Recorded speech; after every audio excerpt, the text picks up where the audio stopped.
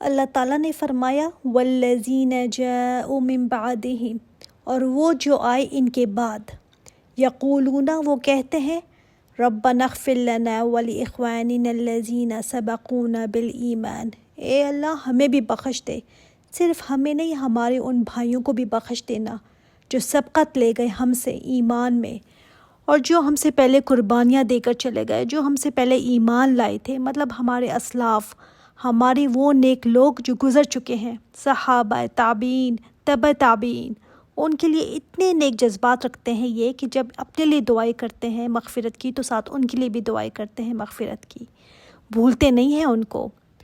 وَلَا تَجْعَلْ فِي قُلُوبِنَا غِلًّا، اے اللہ نہ تو رکھ ہمارے دلوں میں کوئی کینہ، کوئی غل ان کے لیے، لِلَّذِينَ آمَنُوا، ان لوگوں کے لیے جو ایمان لے کر آئے، یعنی ہمارے دلوں میں ان کے لیے کوئی نفرت، کوئی کینہ، کوئی بغض نہ آئے۔ صحابہ اور ان کے بعد جو آئے ہمارے دلوں میں ان کے لیے کوئی بات ایسی نہ آئے، اور اللہ ہمارے بھائیوں کو بخش دینا۔ یہاں سے پتہ چلتا ہے کہ اللہ تعالیٰ چاہتے ہیں کہ ہم یہ دعا کریں۔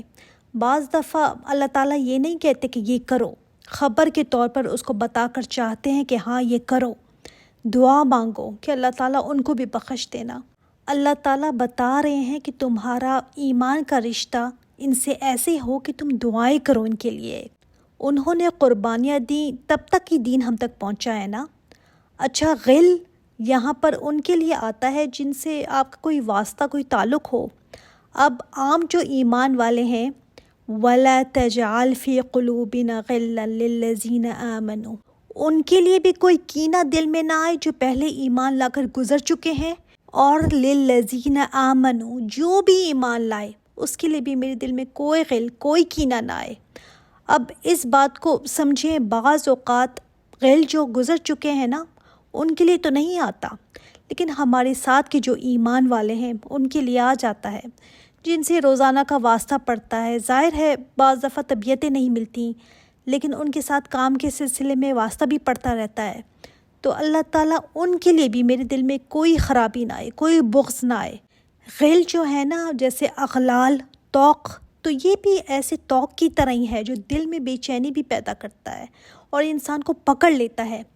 بعض دفعہ ایسی باتیں ہو جاتی ہیں کہ غل آ ہی جاتا ہے، لیکن پھر اس کو انٹرٹین نہیں کرنا، اللہ تعالیٰ سے دعا کرنی ہے کہ اللہ اس کو نکال دے، میں کسی مسلمان بہن بھائی کے لیے کوئی غل نہ رکھوں، کسی کے لیے بھی کوئی حسد، کوئی کینہ نہ رکھوں، کسی کو بھلائی مل جائے تو اس پر میرا دل بے چین نہ ہو، جو پچھلے گزر چکے ہیں ان کے لیے بھی اور جو ساتھ والے ہیں ان کے لیے بھی، سب کے لیے میرا دل صاف ہو جائے۔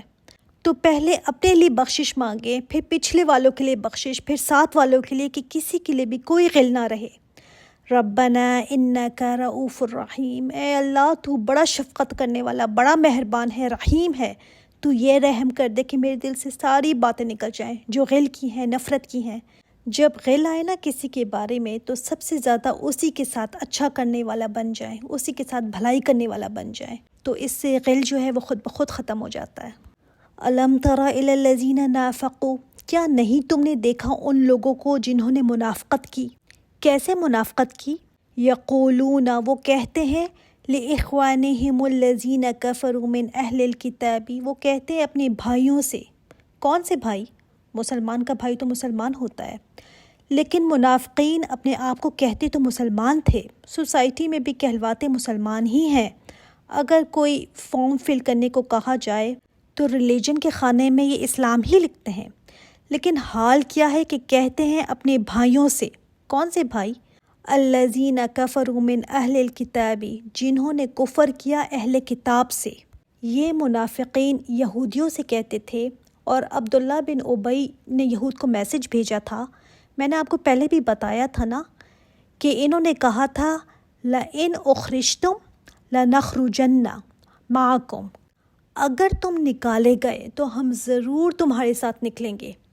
اب یہ بھی آتا ہے کہ یہ آیت اصل میں پہلے نازل ہوئی، اور شروع میں جو ہم 5 آیات پڑھی ہیں نا ہم نے، وہ بعد میں نازل ہوئی تھی، لیکن ان کی امپورٹنس کی وجہ سے ان کو پہلے رکھا گیا۔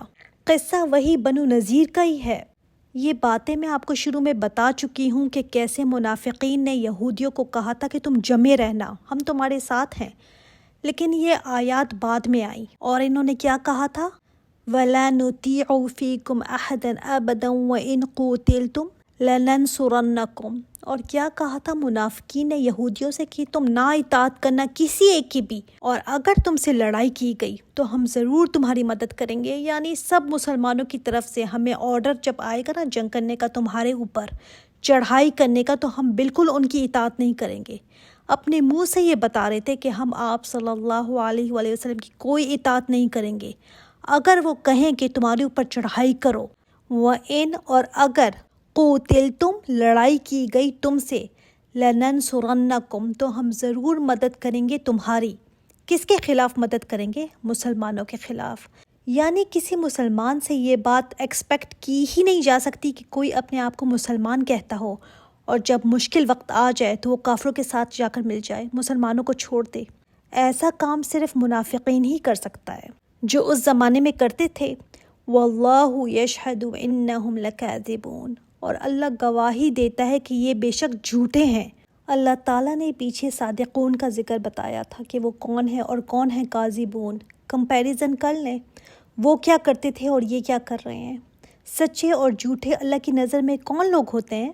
بولنے سے نہیں ہو جاتا کہ میں بہت سچی ہوں، سچی بولتی ہوں، نہیں، عمل سے پتہ چلتا ہے کہ کون ہے جھوٹا اور کون ہے سچا۔ لَإِنْ أُخْرِجُوا لَا يَخْرُجُونَ، البتہ اگر وہ نکالے گئے، لَا يَخْرُجُونَ مَعَهُمْ، اللہ تعالیٰ نے فرمایا یہ نہیں نکلیں گے ان کے ساتھ۔ منافقین کہہ تو رہے ہیں یہودیوں سے کہ اگر تمہیں نکالا گیا تو ہم بھی نکلیں گے تمہارے ساتھ۔ اللہ تعالیٰ نے فرمایا نہیں، یہ جھوٹے ہیں، اگر یہودی نکالے گئے تو یہ کبھی بھی ان کے ساتھ نہیں نکلیں گے۔ یہ کہتے ہیں یہودیوں سے کہ اگر تمہارے ساتھ جنگ کی گئی تو ہم تمہاری مدد کریں گے۔ اللہ تعالیٰ نے جواب دیا وَلَئِن قُوتِلُوا، اگر وہ لڑائی کیے گئے، لَا يَنصُرُونَهُمْ، تو نہیں وہ مدد کریں گے ان کی۔ یہ ان کی باتوں کے جواب ہیں۔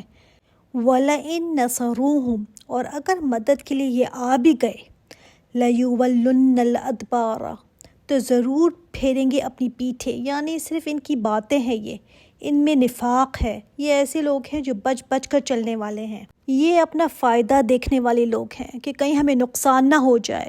کہاں یہ اتنی جرأت رکھتے ہیں کہ اپنی جانیں، اپنا مال دے دیں؟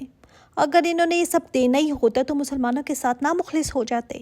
ان کا تو پرابلم ہی یہی ہے کہ بچ بچ کر چلتے ہیں۔ یہ کنارے کنارے پر رہو بھائی، بیچ میں نہ جاؤ، گئے تو خود بھی ہم ڈوب جائیں گے۔